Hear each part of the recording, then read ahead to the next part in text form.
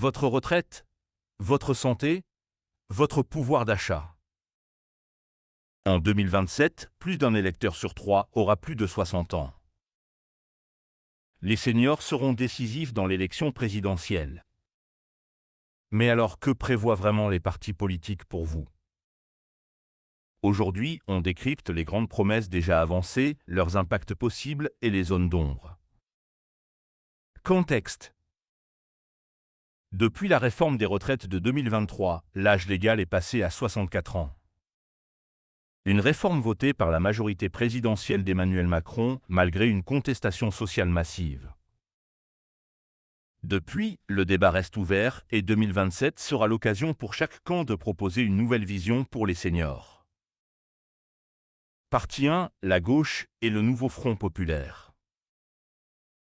La gauche, réunie au sein du nouveau Front populaire, a déjà annoncé qu'elle abrogerait la réforme de 2023. Jean-Luc Mélenchon et ses alliés défendent un retour de l'âge légal à 62 ans, voire 60 ans pour certains métiers pénibles. Ils veulent aussi valider des trimestres supplémentaires pour les périodes de chômage ou d'aide sociale, afin de corriger les carrières hachées. Côté santé, ils promettent un renforcement massif de l'hôpital public et des EHPAD publics, avec plus de personnel soignant et un encadrement plus strict du privé. En matière de pouvoir d'achat, la gauche défend une indexation intégrale des pensions sur l'inflation et une fiscalité plus progressive pour aider les retraités modestes. Partie 2, la droite et les Républicains.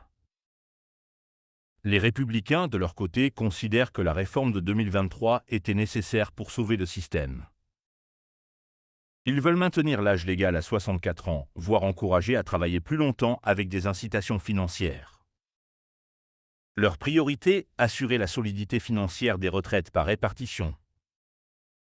Sur la santé, la droite met l'accent sur le développement des médecins libéraux et sur des partenariats publics, privés pour renforcer l'offre de soins.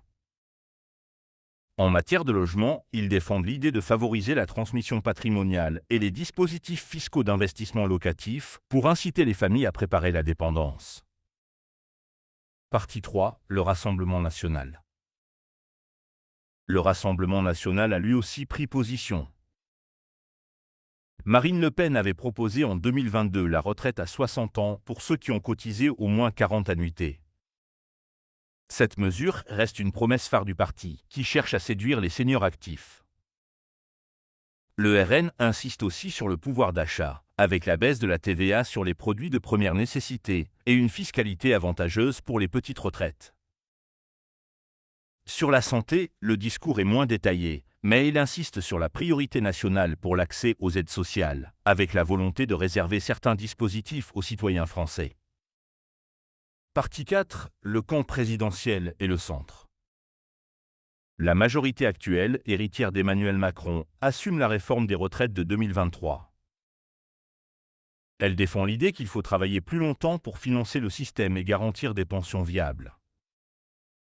Sur la santé, le gouvernement a lancé des mesures comme le plan France Santé 2030 et le recrutement de soignants, mais les résultats tardent à se voir, notamment dans les zones rurales. Côté logement et autonomie, l'accent est mis sur les aides à la rénovation énergétique et à l'adaptation des logements avec la promesse de simplifier les démarches. Partie 5, zone d'ombre et réalité. Et derrière ces promesses, plusieurs zones d'ombre subsistent.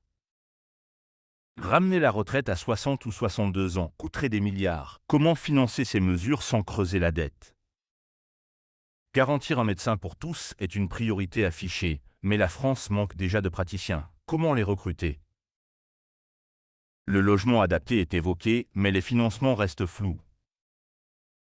Et enfin, le soutien aux aidants familiaux, pourtant essentiel, est souvent cité, mais rarement détaillé. Partie 6, impact concret. Prenons un exemple. Un retraité de 68 ans, vivant en ville avec une petite pension. Si la gauche revient à 62 ans, cela ne changera rien pour lui directement, mais pourrait aider ses enfants. Si le RN applique une baisse de TVA, son panier de courses pourrait coûter un peu moins cher. Si la majorité actuelle développe vraiment l'adaptation des logements, il pourrait bénéficier d'un meilleur confort. Chaque programme a donc un impact très différent selon votre situation personnelle. Conclusion. En 2027, les seniors seront au cœur de l'élection. Tous les partis le savent et multiplient les promesses. Mais la vraie question reste, lesquelles seront réellement tenues? Et vous, qu'attendez-vous le plus? Une meilleure retraite, plus de pouvoir d'achat, ou un accès facilité aux soins? Dites-le en commentaire, votre avis compte vraiment. Et si ce décryptage vous a éclairé, pensez à liker, à vous abonner et à partager cette vidéo.